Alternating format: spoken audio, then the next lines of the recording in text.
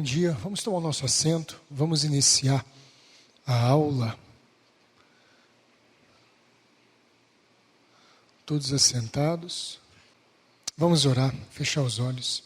Senhor Jesus, precisamos hoje da sua luz e da sua graça. Estamos empreendendo um estudo sobre a confissão de fé, e entendendo por que ela é importante, entendendo qual a razão dela e por que ela nos guarda tanto. Deus, dá-nos olhos para ver, dá-nos ouvidos para ouvir. Ajuda-nos nessa manhã pela tua graça. Conduze-nos pelas Escrituras e conduze-nos também através da história da sua igreja. Não nascemos hoje. A fé não é um produto de ontem. A fé, ela já foi dada aos santos há muitos e muitos anos. Deus, nos ajuda a olhar para o passado, nos ajuda a olhar para trás e ver que outros homens e mulheres foram fiéis. Que nós retiremos força dessa grande nuvem de testemunhas, para que aprendamos a andar de acordo com a sua vontade, sendo dirigidos pelo Senhor. Em nome de Jesus. Amém. Queridos, bom dia. Nós estamos iniciando essa aula. É a aula 2. O tema é confessionalidade. E nós estamos estudando por que precisamos de uma confissão de fé. E agora, a nossa justificativa é o caráter histórico do uso dos credos e confissões de fé. Outros homens e mulheres de Deus na história já usaram confissões de fé. Outras pessoas que foram antes de nós já acharam que essa maneira era uma maneira segura de manter a igreja guardada de erros teológicos, manter a igreja bem orientada em uma doutrina bíblica. Sim, nós vamos ver nessa aula de hoje que é uma prática comum da igreja cristã desde o seu início. Nós vimos na aula passada, a primeira aula, uma recapitulação rápida, vendo que no Novo Testamento e no Antigo Testamento nós encontramos registros, relatos de pequenas confissões de fé. E isso nós estudamos na aula passada. Nós vimos que tinham pequenas declarações em Paulo, pequenas declarações de João e em várias outras passagens bíblicas, mostrando que era comum fazer um resumo, fazer um padrão daquilo que se acreditava, daquilo que se tinha como o ensino, a doutrina correta. Então é bíblica a utilização de confissão de fé. Agora, um outro padrão que nós utilizamos para julgar se o que a gente acredita está certo, é olhar para trás. É olhar no retrovisor da história e ver se outras igrejas fizeram isso. E ver se outras pessoas que também foram fiéis a Deus também agiram desse jeito. A história é uma grande aliada do cristianismo. A história é uma grande ajuda para nós compararmos se o que nós estamos fazendo hoje está certo ou se está errado. Então hoje nós vamos olhar nesse retrovisor da história e nós vamos procurar lá evidências para ver se é correto ou se não é correto usar uma confissão de fé. Abra a sua Bíblia em 2 Tessalonicenses, capítulo 3, no versículo 1.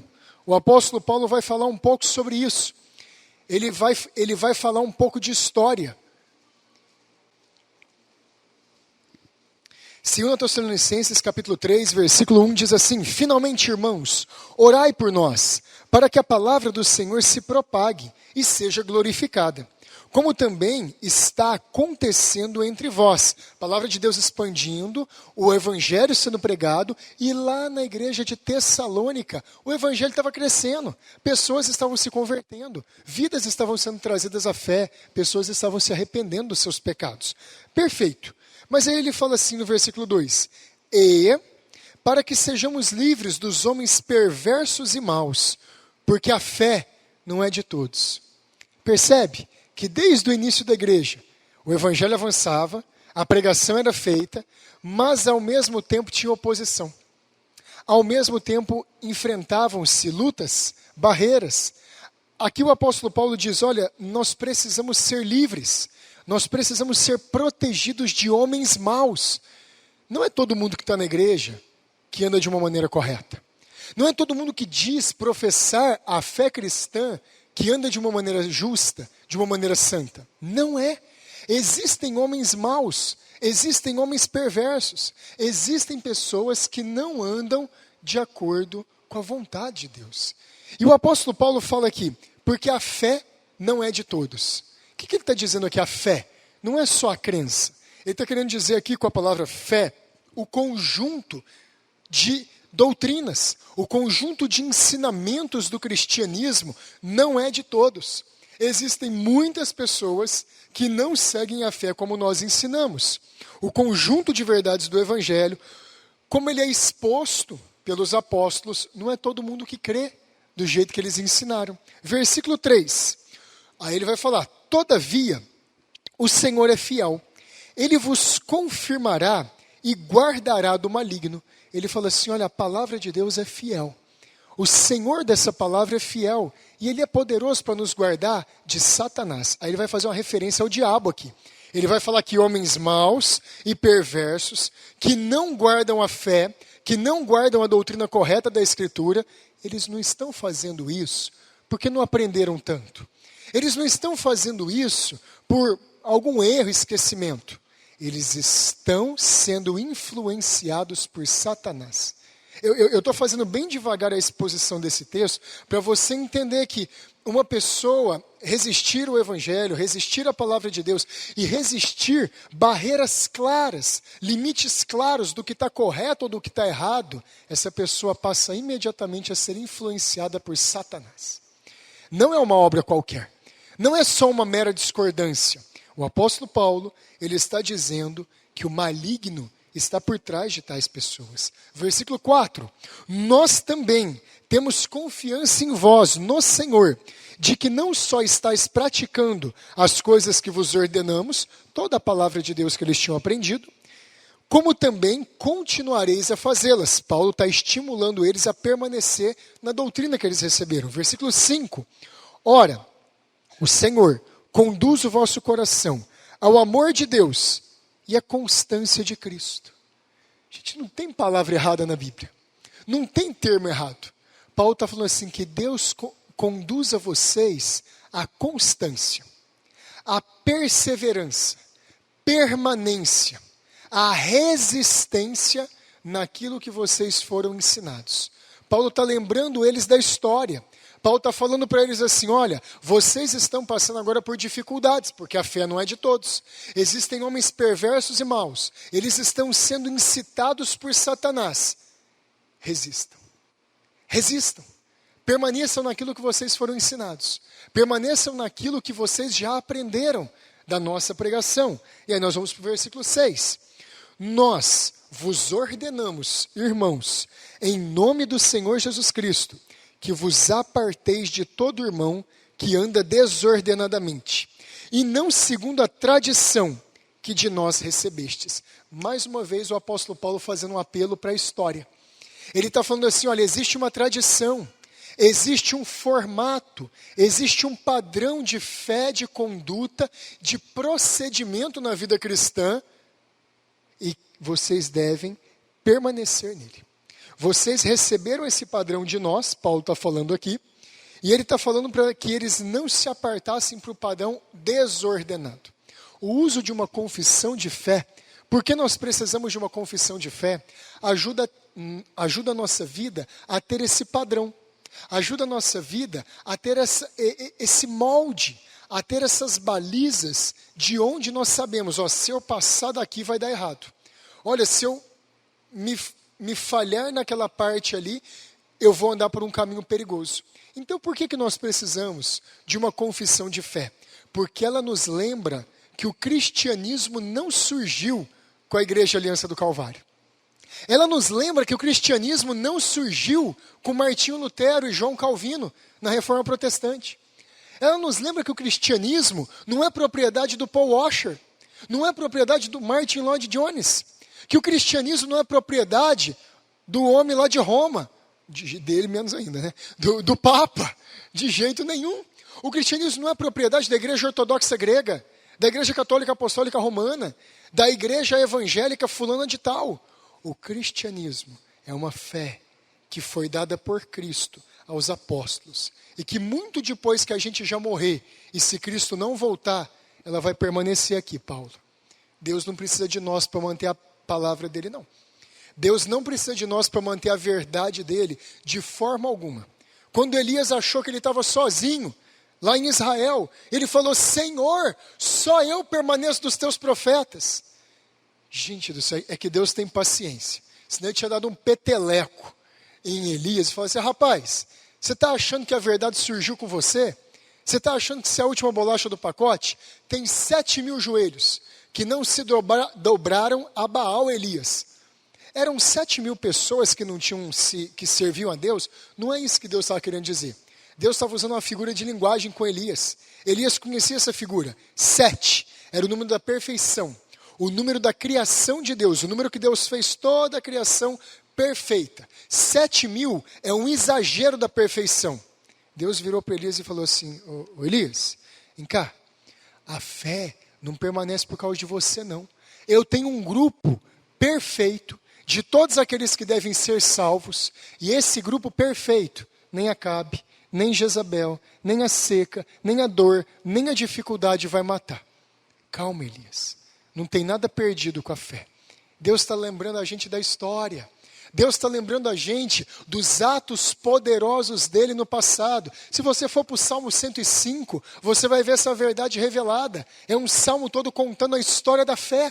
E aqui a utilização de uma confissão de fé é muito importante, porque em tempos de turbulência, em tempos de agitação doutrinária, em tempos de perseguição e da atuação de homens perversos e malignos, a nossa fé permanece como uma rocha.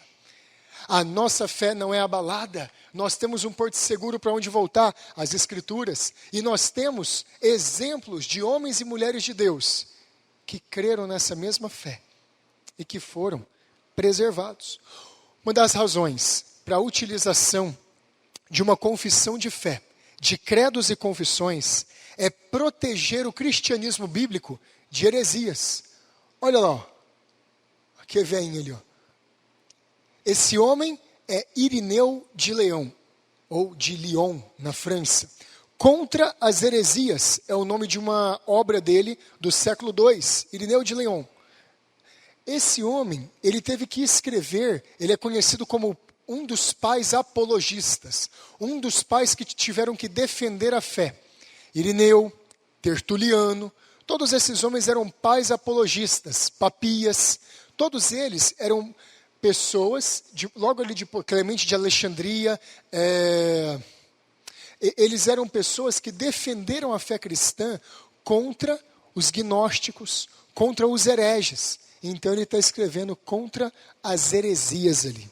Uma das funções dos credos na história da igreja é proteger o cristianismo das heresias. Por isso foi criado os credos. Por isso, um resumo da fé que era bíblica, da fé que era correta, passou a ser feito para que a igreja fosse protegida. Já no século II, na época aqui desse homem de Irineu, foi necessário defender a igreja de muitas heresias que estavam surgindo. Nós vamos ver aqui arianismo, eutiquianismo, nós vamos ver aqui nestorianismo. Esses ismos todos, eles já eram coisas do começo da história da igreja. E a igreja precisava ser defendida. E nós não podemos esquecer que os apóstolos, Paulo, João, Judas, eles tiveram que escrever também contra heresias que eles tinham que atacar lá na época bíblica. Eles tiveram que escrever contra o judaísmo. Irmãos, eu quero que vocês lembrem, para que o livro de Gálatas foi escrito? Para que os homens e as mulheres que tinham se convertido ao cristianismo não voltassem para a circuncisão do judaísmo. Quando a bandeira da igreja subiu no mastro, quando a igreja de Cristo foi fundada, o judaísmo se transformou numa heresia. Pastor, por que nós podemos falar um negócio tão forte desse? Porque o judaísmo passou a competir com a única verdade existente. Jesus disse: eu sou o caminho, a verdade e a vida. Todos aqueles que passassem a seguir o judaísmo, de acordo com as crenças ali de fariseus, saduceus, eles estavam andando em heresia. Eles estavam andando fora do caminho, fora da vertente de Cristo. Tiveram que defender a igreja, os apóstolos, contra o gnosticismo. uma crença falando que você poderia chegar a Deus pelo conhecimento e pelas coisas ocultas de Satanás. Fala disso também lá em Apocalipse capítulo 2. Isso também era uma heresia. Então, a fé precisava ser defendida. Irmãos, um credo, uma confissão de fé, é uma declaração escrita do conteúdo da nossa fé. Essa é uma definição muito simples. O que é um credo? O que é uma confissão? É uma declaração escrita. As pessoas tiveram o trabalho de escrever, olha, nós cremos em Deus assim, cremos na doutrina da Trindade assim, cremos no batismo assim. Isso é um credo. Isso é uma confissão de fé. E por que ela é importante? Porque ela assegura a igreja local, a igreja aqui em Franca, uma igreja lá de São Paulo, uma igreja do Rio de Janeiro, uma igreja do Alasca, uma igreja lá da Rússia. Ela assegura que essas igrejas, elas estão ligadas por um cordão de continuidade histórica. Elas não são fatos isolados. Elas não são uma nova revelação de Deus que está surgindo, mas elas conseguem manter um elo de continuidade histórica. E se você traçar a vida dessas igrejas, você vai chegar até a fonte da fundação da igreja, que é o próprio Senhor Jesus. Nós não somos uma anomalia que inventou a própria fé. A nossa fé não surgiu por causa da revelação do apóstolo.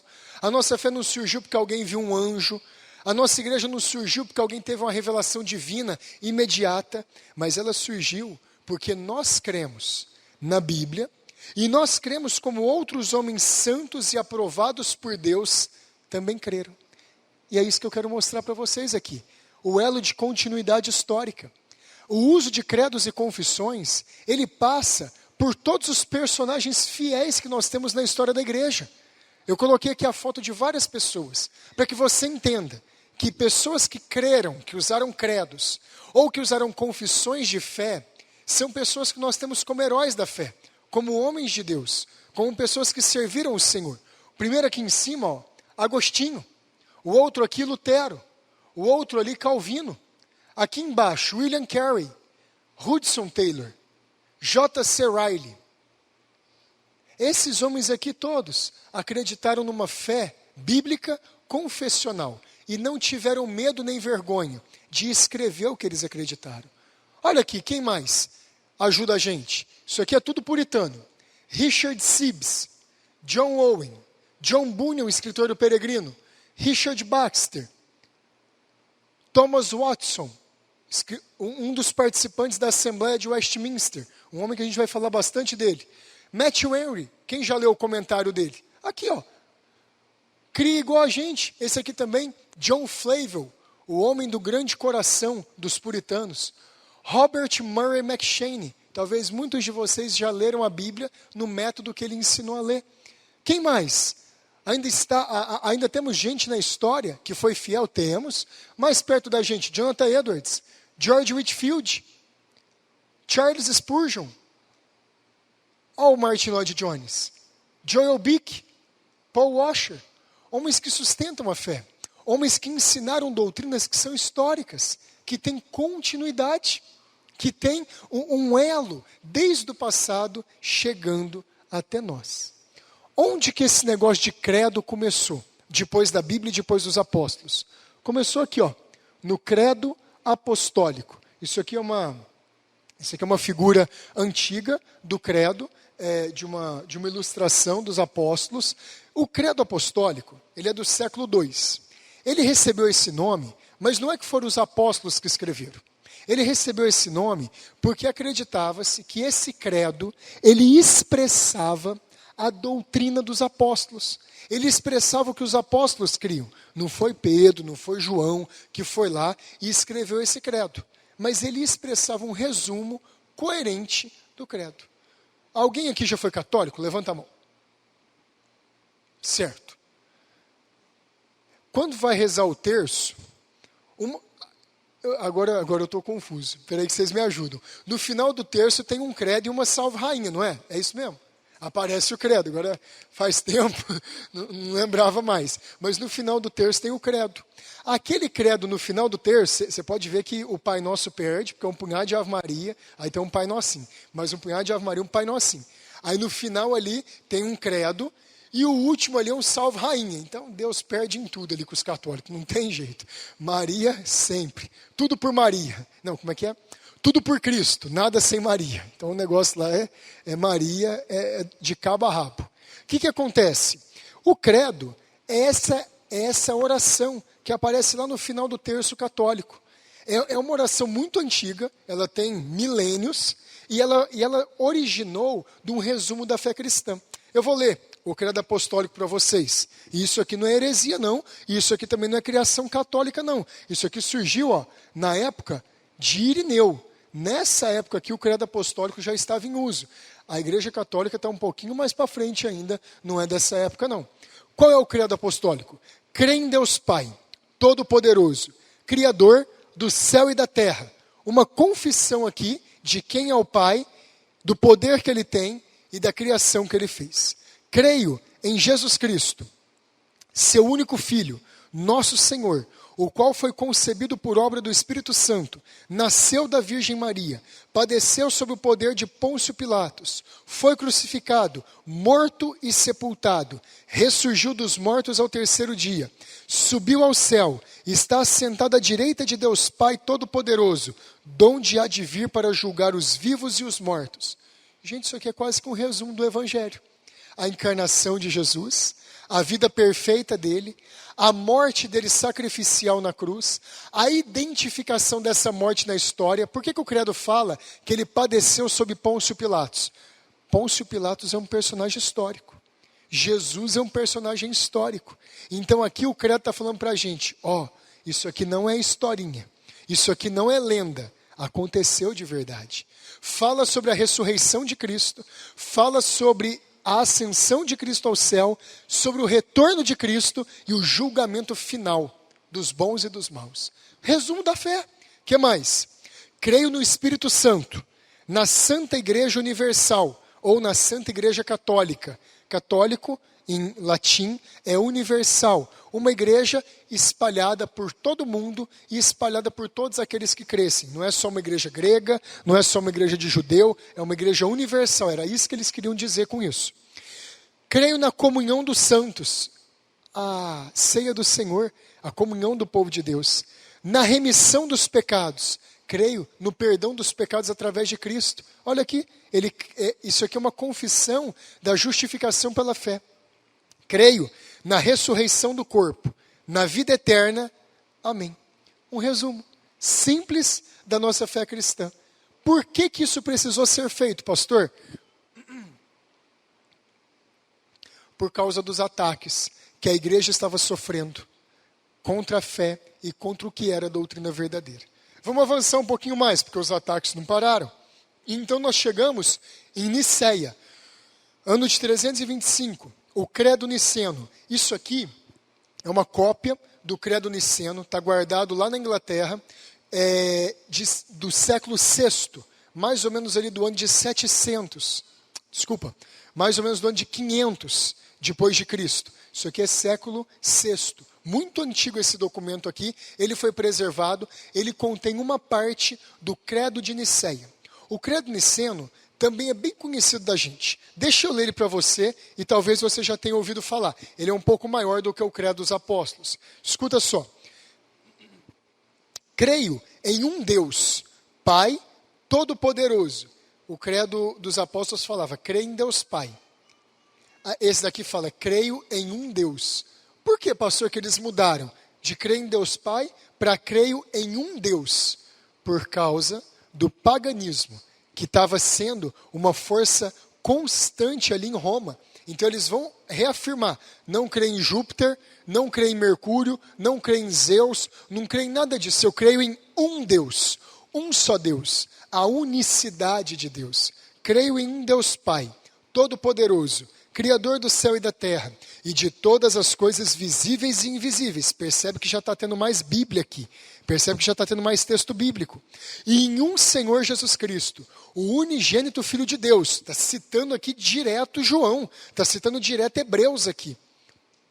O unigênito Filho de Deus, gerado pelo Pai antes de todos os séculos. Gente, isso aqui é Hebreus capítulo 1.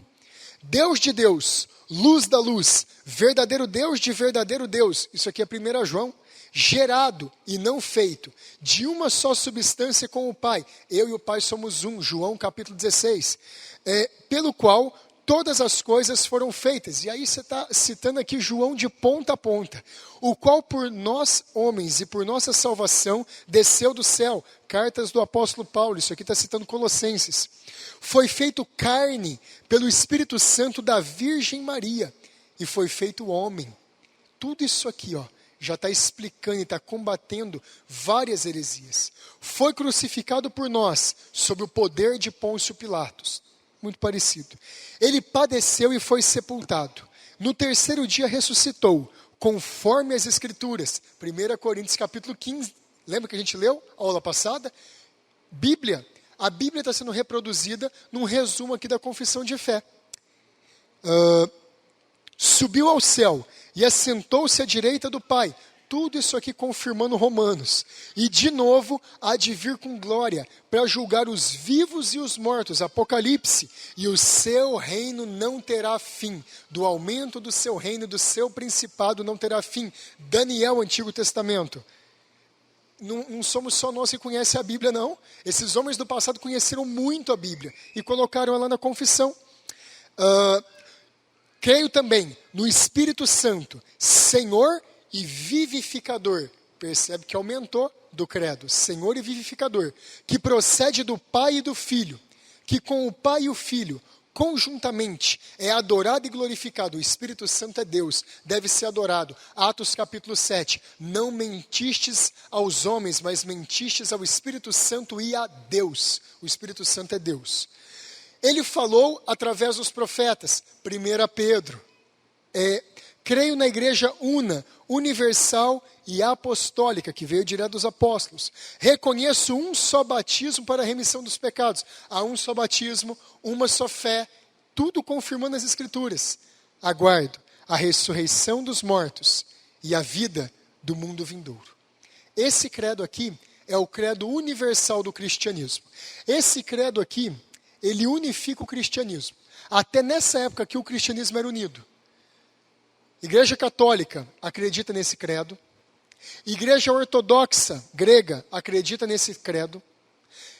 Os evangélicos e os protestantes acreditam nesse credo. Esse credo aqui não contém nenhuma heresia. Absolutamente nada contrário à nossa fé. Esse credo aqui é a base de união geral chamada de cristianismo.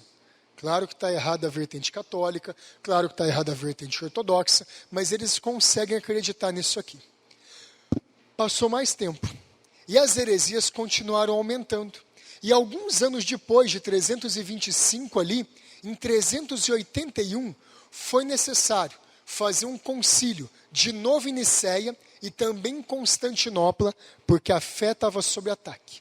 Nessa época, a fé estava sob ataque por causa das doutrinas de um tal de Apolinário.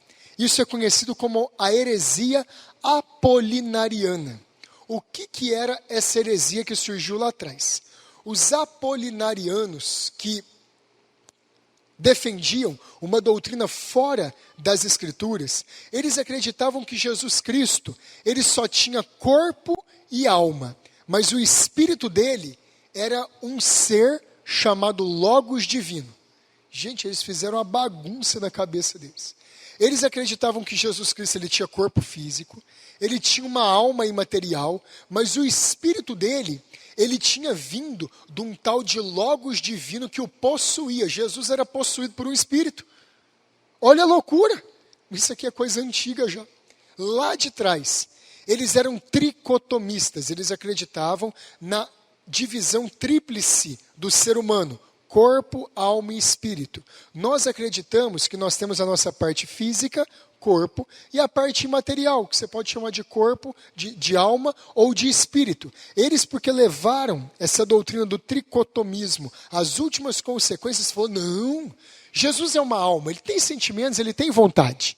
Jesus, ele é um corpo, realmente, Jesus andou aqui nessa terra, ele tem corpo físico, mas Jesus foi possuído pelo Logos Divino. Ele foi possuído pelo poder de Deus, e esse poder era o Espírito de Jesus. Olha a loucura de falar que o Senhor Jesus era possuído. Olha a loucura de falar uma besteira teológica dessa. Mas tinha. tinham essas heresias lá no começo da igreja. Esse credo de Niceia e de Constantinopla, que é esse aqui, ó, credo niceno constantinopolitano, ele está escrito aqui. Isso aqui é uma igreja ortodoxa grega. Esse aqui se tornou o credo da igreja ortodoxa grega. Eles acreditam no de Niceia, mas eles acrescentaram esse credo aqui também à liturgia deles. Isso aqui é uma parede de uma igreja ortodoxa. Esse credo reafirmou e expandiu a formulação do Concílio de Niceia. E ele afirmou a perfeita humanidade de Cristo e a divindade e personalidade dele e do Espírito Santo. E ele combateu a heresia apolinariana. Ele falou, não, o que eles estão ensinando está errado. Só que as heresias não pararam. Passou aí mais alguns anos, 50 anos, aí foi a vez do Concílio de Éfeso. Isso aqui é uma foto de uma igreja também ortodoxa. Uma foto não, acho que isso chama, esqueci o nome desse negócio aí. Mas é um tipo de pintura que é feita na parede, eu não lembro o nome disso aqui. Representando o Concílio de Éfeso. De novo, os pastores e bispos das igrejas foram reunidos porque tinha uma nova heresia entrando dentro da igreja. Só para citar, eu tinha esquecido lá atrás, o credo de Niceia, ele foi feito para combater a heresia ariana. O credo de Niceia foi para combater os ensinos de Ário, que não acreditava na divindade e na humanidade de Cristo. Essa heresia ariana aqui foi uma das manchas de graxa mais fortes de heresias que já apareceu na história do cristianismo. Esse negócio aqui deu uma dor de cabeça danada para os cristãos. Então, o arianismo, Concílio de Niceia. Agora, o Concílio de Éfeso, ele está defendendo a fé contra uma outra heresia, chamada Nestoriano. Um tal de Nestório começou a pregar que... Cadê? Ele começou a pregar, esse aqui é até engraçado, que Jesus tinha duas naturezas, a divina e a humana. Até aí, beleza. Jesus era Deus, Jesus era homem. Mas nós não temos exemplo de nenhum Deus e de nenhum homem aqui. Portanto, Jesus era duas pessoas. Na hora que Jesus falava, mare sossegai, a pessoa divina estava falando. Na hora que Jesus dormia lá no barco, era a pessoa humana. Então, o divino saiu um pouco de Jesus e Jesus gritava, Deus meu, por que me desamparaste? A parte humana. O divino voltava, não seja feita a minha vontade, mas a tua. Gente, era como se Jesus tivesse dois brigando dentro dele.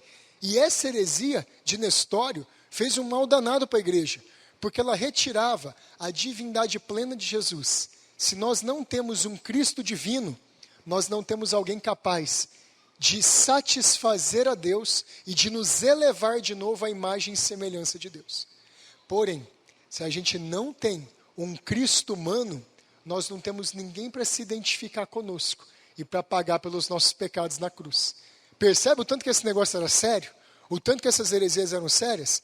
Um credo foi formulado para defender a igreja dessas heresias, para defender a igreja desses enganos.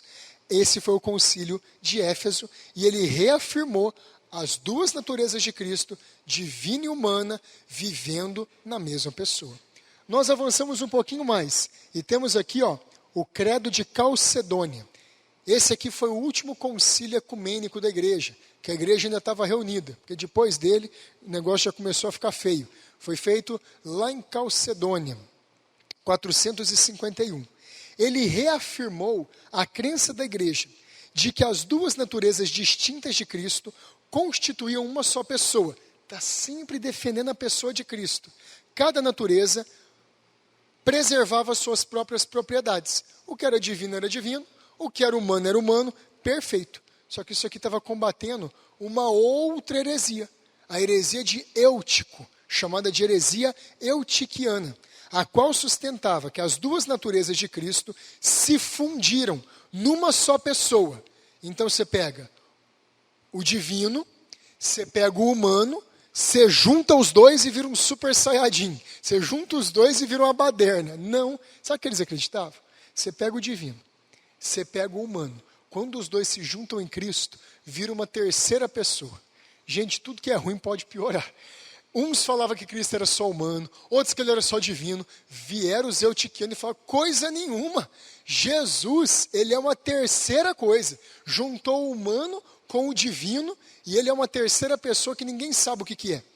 Essa heresia aqui criou uma discussão fortíssima na igreja. E depois dela, a igreja acabou se dividindo em igreja do Oriente e igreja do Ocidente. Mas essa heresia aqui foi muito forte. O credo de Calcedônia, ele é um pouco grande, mas tem uma parte aqui interessante, porque ele precisava reafirmar tudo que a igreja já estava crendo há mais de 400 anos. Escuta só, todos nós, perfeitamente unânimes, porque estava uma briga danada dentro da igreja. Eles tinham que afirmar que eles estavam juntos. Ensinamos que se deve confessar um só e mesmo Filho, Senhor Jesus Cristo, perfeito quanto à divindade, perfeito quanto à humanidade, verdadeiro Deus e verdadeiro homem, possuindo uma alma racional e um corpo, da mesma substância do Pai, segundo a divindade, da mesma substância que nós, segundo a humanidade, em todas as coisas semelhante a nós, excetuando o pecado, gerado segundo a divindade, antes dos séculos pelo Pai, e segundo a humanidade, por nós e para a nossa salvação, gerado da Virgem Maria, Mãe de Deus. Um só e mesmo Cristo, Filho, Senhor, unigênito, que se deve confessar, duas naturezas, inconfundíveis e imutáveis, indivisíveis. A distinção das naturezas de modo algum é anulada pela união que ele teve. Mas, pelo contrário, as propriedades de cada natureza permanecem intactas, a parte de Deus e a parte do homem, concorrendo para formar uma só pessoa e uma só existência. Jesus não é dividido ou separado em duas pessoas. Um só e mesmo Filho unigênito, Deus Verbo, Jesus Cristo, Senhor. Conforme os profetas outrora, ao seu respeito testemunharam, e o mesmo Jesus Cristo nos ensinou, e o credo dos pais nos transmitiu. Eles fizeram referência lá atrás ao credo niceno. Gente, em época de heresia, essas reafirmações aqui, elas eram importantíssimas. Elas traziam unidade de novo. Esse aqui é conhecido como o Anão Negro. Esse aqui foi um bispo da igreja de Alexandria, lá no norte da África, chamado Atanásio. Esse homem aqui foi um monstro. Um monstro no bom sentido, foi um gigante da fé.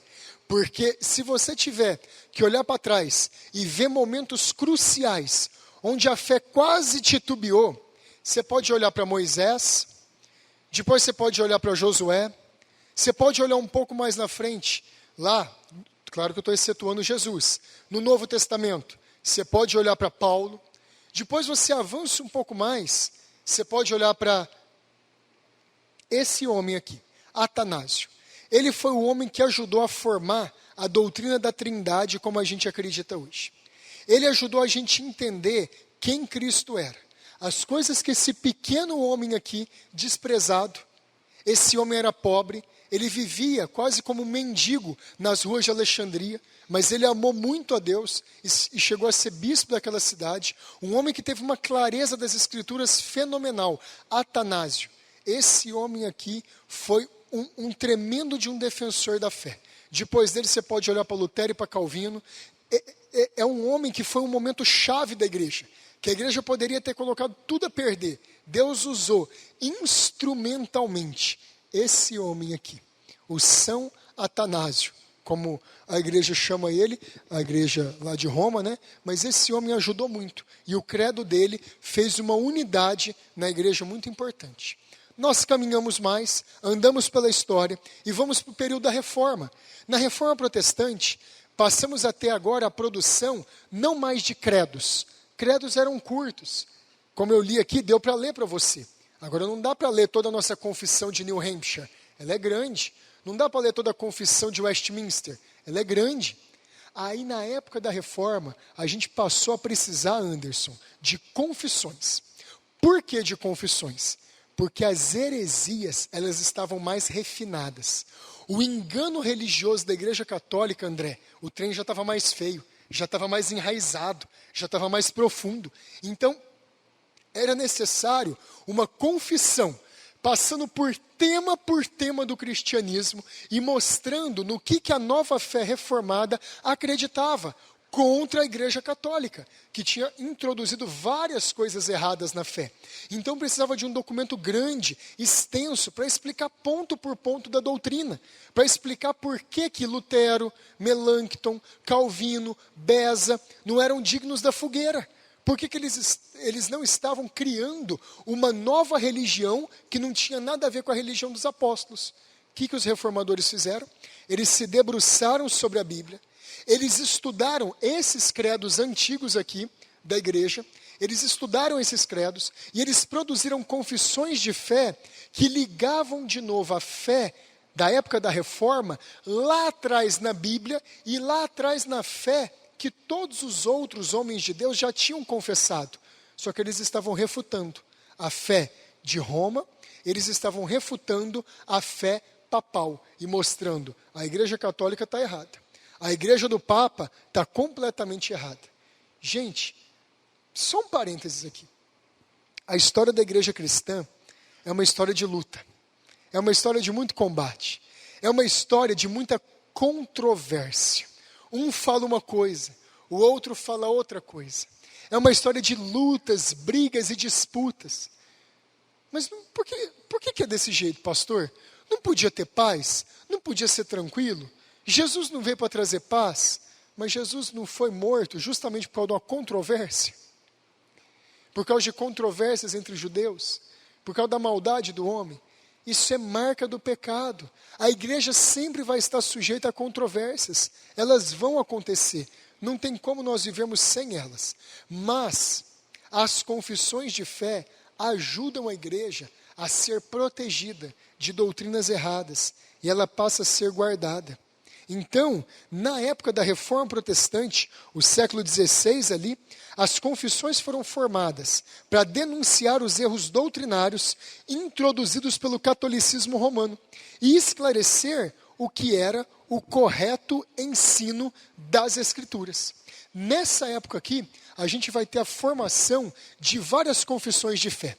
A primeira delas, quem fez foi Lutero. Saiu da própria pena dele, ele escreveu, chamada de Confissão de Augsburgo, na Alemanha. Isso aqui é a dieta imperial, é a reunião com o imperador Carlos V, quando foi lida essa confissão de Augsburgo. Essa aqui é a nossa primeira confissão de fé cristã da época da Reforma ali. Lutero e Melancton escreveram as duas, e a mais antiga, ela ainda é o padrão de fé da igreja luterana. Logo depois, você tem a Instrução da Fé e o Catecismo de Calvino, 1537. 1537, João Calvino, lá na Suíça, lá na cidade de Genebra, ele foi chamado para reformar a igreja daquele lugar. E lá em Genebra, ele faz uma instrução de fé e um catecismo, e ele resume toda a fé cristã. Ele faz um resumo da fé cristã. Esse resumo que ele fez foi o esboço para o livro mais importante de Calvino, As Institutas da Religião Cristã. Em 1537 ele faz esse resumo, que seria depois o esboço das Institutas. E as Institutas, o que o Lutero fez com a pregação inflamada dele, o que Lutero fez com a defesa da fé, com a palavra, com a pregação forte dele, Calvino fez com a escrita das Institutas. Ele esquematizou a fé que a gente tem, a fé protestante, ele esquematizou essa fé e ele fez ela ser conhecida pelas pessoas. Logo depois, a gente tem isso aqui, chamado de 3 formas de unidade. Isso aqui é uma pintura antiga, um desenho, na verdade, antigo, do Sínodo de Dordrecht, na Holanda, do século XVII. Ficou conhecido como Sínodo de Dort. Existem 3 documentos lá na Holanda que são conhecidos como as 3 formas de unidade. A Confissão Belga, de 1561, o Catecismo de Heidelberg, de 1563, e os Cânones de Dort, de 1619. O que são esses três documentos? Eles são chamados de três formas de unidade. A Igreja Reformada da Holanda adota eles, e a Igreja Reformada da América, dos Estados Unidos, adota eles. Quem que adota isso aqui como confissão de fé? O Joel Bick, aquele que eu mostrei a foto para eles e que vai estar aqui na igreja no final do ano. O pastor, como é que ele chama? Lá do Nordeste? Josafá Vasconcelos. Exatamente. O pastor Josafá Vasconcelos adota essas três confissões aqui. Irmãos, essas confissões são muito boas. Elas são muito simples, elas são muito piedosas e essas confissões são extremamente benéficas. A confissão belga, uma confissão simples, falando a respeito da fé. O Catecismo de Heidelberg, usado para instruir as famílias em casa, para instruir as esposas, os filhos em casa.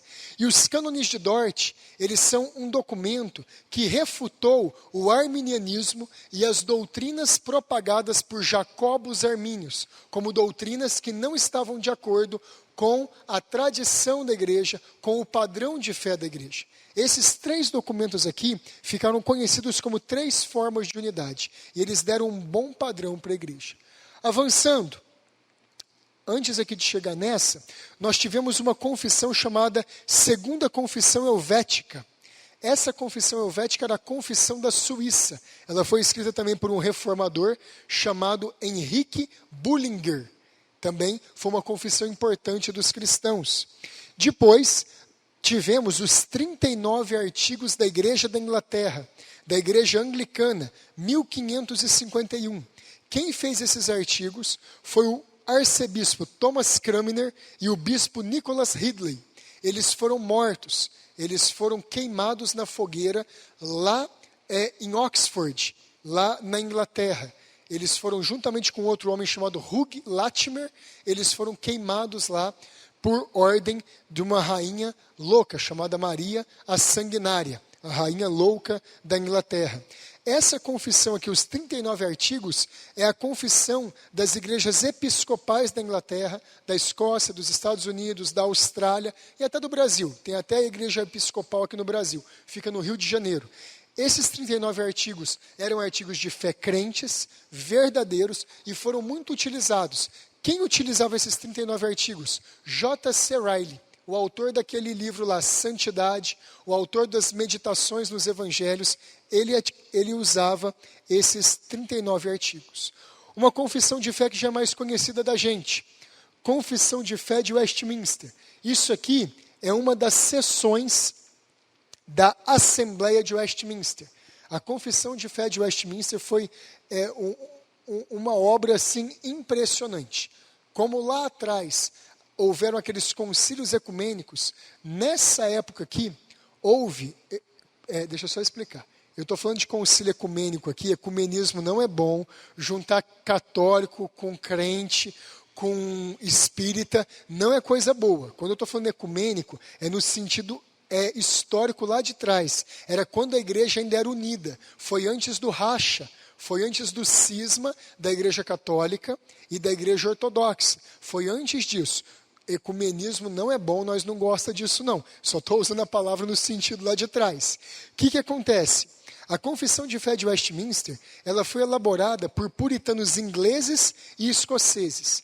Ela é a confissão de fé de todas as igrejas presbiterianas, até hoje.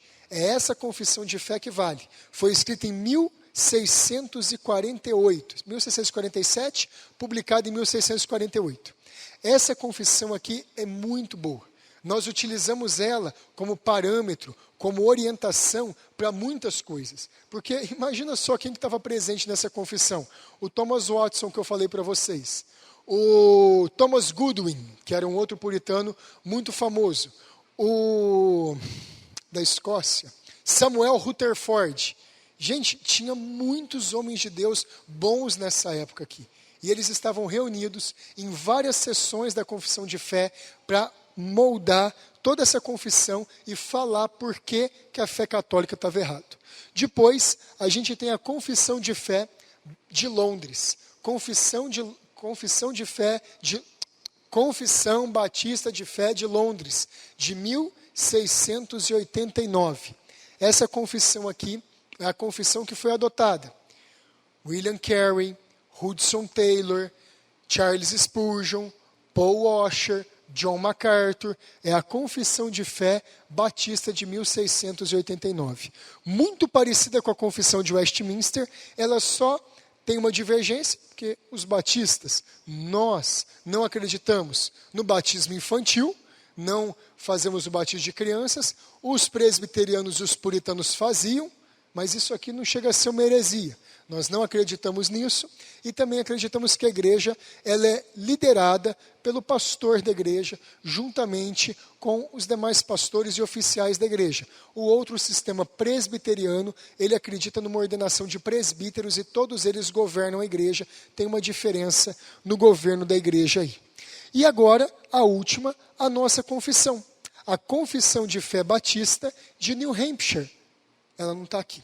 A Confissão de Fé Batista de New Hampshire, que é a que a gente adotou aqui na igreja, ela foi elaborada lá nos Estados Unidos, no século XIX, 1833, por um pastor chamado John Newton Brown, e é a Confissão de Fé Batista da Igreja Aliança do Calvário, juntamente com essa daqui. Então, o que a gente vai fazer nas próximas aulas? Para que serviu essa aula de hoje? Eu te falei um punhado de nome, eu te falei um punhado de confissão de fé. Por quê? Para nós entendermos que a gente não vive num vácuo histórico. Gente, isso é muito importante. Isso é muito necessário. Eu posso te dar uma explicação rápida em 5 minutos do quanto isso é necessário. Nós vimos aqui, nesses últimos 2 anos no Brasil, um movimento fortíssimo para perpetuar no poder o Partido dos Trabalhadores, o comunismo e o socialismo no nosso país, não é verdade? Tudo isso aconteceu. E aí você viu o levantar do Bolsonaro, o levantar da direita, o levantar dos conservadores. E qual foi a primeira coisa que esse pessoal fez? Eles foram descobrindo de novo as raízes históricas do Brasil. Na escola, atualmente, quase não se ensina coisas boas sobre Dom Pedro, sobre a proclamação sobre a independência do Brasil, nem sobre nada do que constitui a nossa história. Um povo que é roubado da sua história é um povo que é fácil de ser escravizado. Um povo que é roubado dos seus ancestrais, um povo que é roubado daquilo que eles têm de herança e de tradição, é muito fácil de ser levado por qualquer vento de doutrina, por qualquer novidade. O marxismo e o socialismo nada mais é do que uma reformulação, uma releitura da história para que tudo aquilo que é tradicional, de bom valor, de boa moral, de boa ética seja cortado, seja esquecido e seja substituído por uma doutrina de pessimismo, de prazer acima de tudo, e o Deus dessa doutrina passa a ser o Estado ou passa a ser o partido que está no poder. Nós vimos uma desconstrução da escola nesses últimos anos aqui no Brasil. Agora, com a chegada ao poder do Bolsonaro e todas essas reformas que eles estão fazendo, você vê que novamente o hino está sendo cantado, novamente a bandeira está sendo hasteada, novamente as nossas instituições militares estão sendo honradas. O que é isso, gente? Um patriotismo bobo? Um nacionalismo bobo? Não, isso é a nossa história. É isso que diferencia a gente dos bolivianos. Eles tiveram a história deles. É isso que diferencia a gente dos americanos. É isso que nos diferencia dos russos. Cada um desses povos tem a sua história, tem a sua vida. Nós, como cristãos, temos a nossa história. E se nós não soubermos bem dessa história, qualquer novidade que vier hoje, eu vou seguir aquilo ali. Eu vou seguir aquela novidade. Eu vou seguir aquele caminho ali. Não pode ser desse jeito.